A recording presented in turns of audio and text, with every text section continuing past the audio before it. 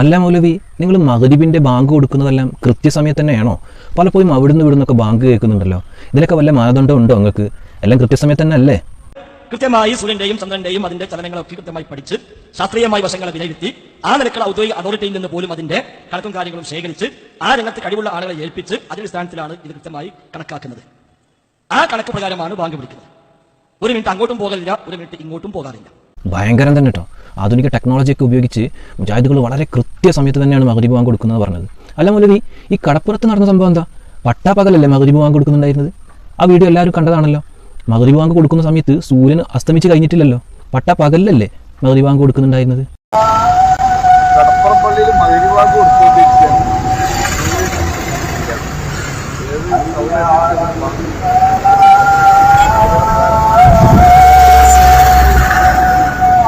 പരപ്പില് കടപ്പുറം പള്ളിയിൽ ബാങ്ക് കൊടുക്കുന്നുണ്ട്. സൂര്യന് ഈ അസ്തമിക്കാൻ ബാക്കിയുണ്ട്.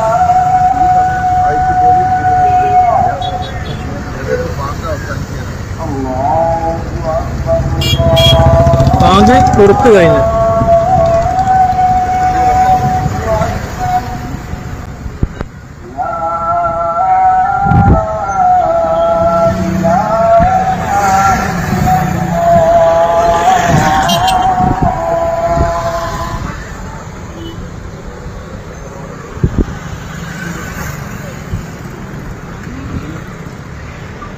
അതെന്താ നിങ്ങൾ ടെക്നോളജിയൊക്കെ പരാജയപ്പെട്ടതാ? എന്താ അതിനെ പറ്റി നിങ്ങൾക്ക് പറയാനുള്ളത്?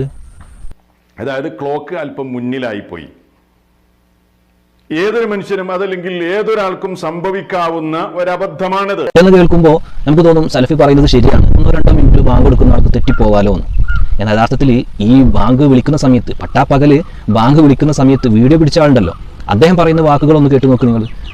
അത് കേട്ട് കഴിഞ്ഞാൽ മനസ്സിലാകാം സലഫി പറയുന്ന ആ ന്യായമൊന്നും ഇവിടെ അവർക്ക് രക്ഷപ്പെടാനുള്ള ഒരു അവസരമാകുന്നില്ല. അത് തീർത്തും അബദ്ധമാണ്. കാരണം ആ പള്ളിയിലെ ക്ലോക്ക് തെറ്റാണെങ്കിൽ അതേ സമയത്ത് മറ്റ് സലഫി പള്ളികളിലൊക്കെ ബാങ്ക് കൊടുക്കില്ലല്ലോ. മറ്റു പള്ളികളിലൊക്കെ യഥാർത്ഥ സമയത്തിലാണല്ലോ ബാങ്ക് കൊടുക്കേണ്ടത്.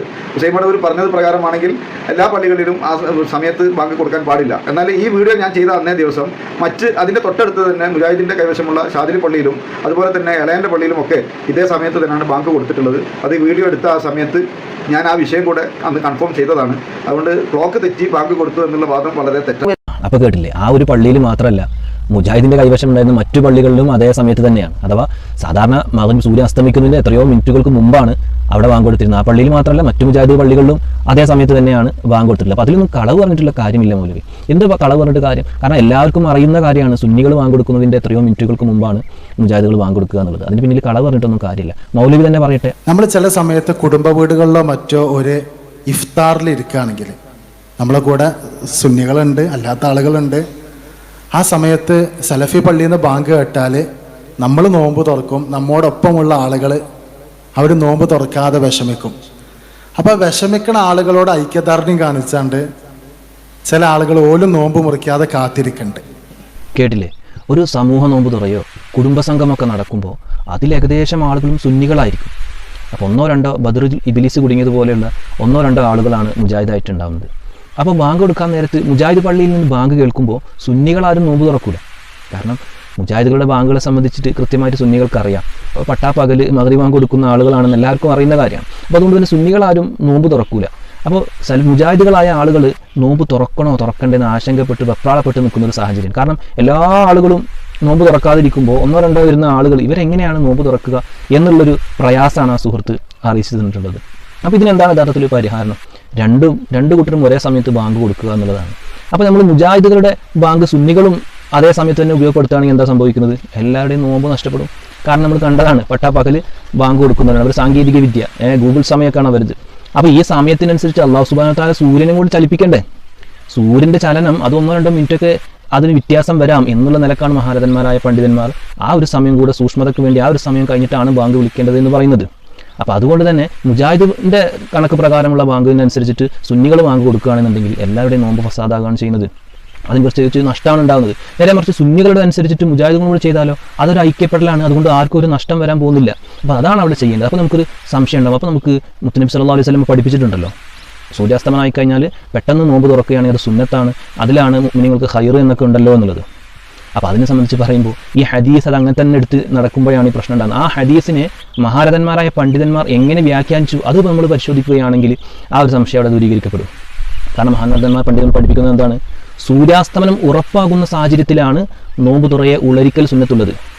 സൂര്യാസ്തമനം ഉറപ്പാകുന്ന സമയത്താണ് നോമ്പ് തുറയെ സ്പീഡാക്കുക. അപ്പോൾ പിന്നെ അവിടെ വൈകിക്കാൻ പാടില്ല. സൂര്യാസ്തമനം ഉറപ്പായി കഴിഞ്ഞാൽ നോമ്പ് തുറയെ പിന്നെ വൈകിപ്പിക്കാൻ പാടില്ല. ഉടനെ എന്താക്കണം? നോമ്പ് തുറക്കണം. അവിടെ പിന്നെ അങ്ങോട്ടും ഇങ്ങോട്ട് തിരിഞ്ഞ് സമയം കളയാൻ വേഗം നോമ്പ് തുറക്കുക എന്നാണ് പണ്ഡിതന്മാർ പഠിപ്പിച്ചത്. നേരെ മറിച്ച് സൂര്യാസ്തമനം ഉറപ്പായിട്ടില്ലെങ്കിലോ ഈ ബാങ്ക് മുജാഹിദിൻ്റെ ബാങ്ക് കേട്ടാൽ ആർക്കെങ്കിലും ഉറപ്പാകുമോ? അതൊന്നും ആർക്കും വരുന്നില്ല. അപ്പം മുജാഹിദിൻ്റെ ബാങ്ക് കേൾക്കുന്ന സമയത്തൊന്നും നമുക്ക് ആ ഉറപ്പ് ലഭിക്കുന്നില്ല. മഹാരഥന്മാരായ പണ്ഡിതന്മാർ പറഞ്ഞതുപോലെ സൂക്ഷ്മതയ്ക്ക് വേണ്ടി 3 മിനിറ്റ് കൂടെ കഴിഞ്ഞിട്ടുള്ള ബാങ്ക് കേൾക്കുമ്പോഴാണ് നമുക്ക് അതിന് ഉറപ്പ് ലഭിക്കുന്നത്. അപ്പോൾ അതുകൊണ്ട് തന്നെ സുന്നികളുടെ ബാങ്ക് കേൾക്കുമ്പോൾ അങ്ങനെ ഉറപ്പാകുന്ന സാഹചര്യത്തിലാണ് നോമ്പ് തുറയെ ഉള്ളരിക്കുക എന്നുള്ള സുന്നത്തുള്ളത്. നേരെ മറിച്ചതിൻ്റെ മുമ്പ് തന്നെ നോമ്പ് തുറന്നു കഴിഞ്ഞാൽ നോമ്പ് തന്നെ ഫസാദാകും, അത് ഹറാമായി മാറും. അപ്പോൾ അതുകൊണ്ട് തന്നെ സൂക്ഷ്മതയ്ക്ക് വേണ്ടിയിട്ട് സുന്നികളുടെ ബാങ്ക് തന്നെ വെയിറ്റ് ചെയ്ത് അതിനുശേഷം മാത്രം നോമ്പ് തുറക്കുക. അള്ളാഹു ഉപകാരപ്രദമായ അറിവുകൾ നമുക്ക് വർദ്ധിപ്പിച്ചു തരട്ടെ. അസ്സലാമു അലൈക്കും വറഹ്മത്തുള്ളാഹി.